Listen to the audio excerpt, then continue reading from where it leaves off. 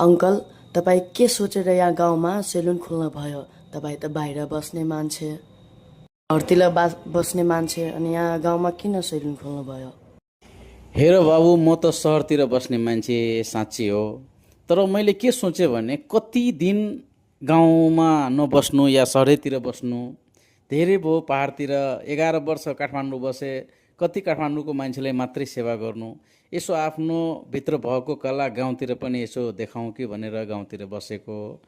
प्लसमा आफ्नो बालबच्चा सहित यहीँ बसेको एकदमै राम्रो के, स्वर्ग जस्तै हो जिन्दगी। तर कस्तो हो नि, मतलब अलिकति पढाइहरूको समस्या छ। स्कुलहरू धेरै बन्द हुन्छ सरकारी स्कुलमा। अब त्यति पैसा छैन मसँग कि प्राइभेटमा पढाउँ, सरकारीमा पढाउँदा धेरै स्कुल बन्द हुन्छ। तर पनि ठिकै छ, अलिकति समस्या छ। तर गाउँतिर गाउँको मान्छेलाई सेवा गरेको मलाई एकदम मन लाग्यो, एकदमै राम्रो छ।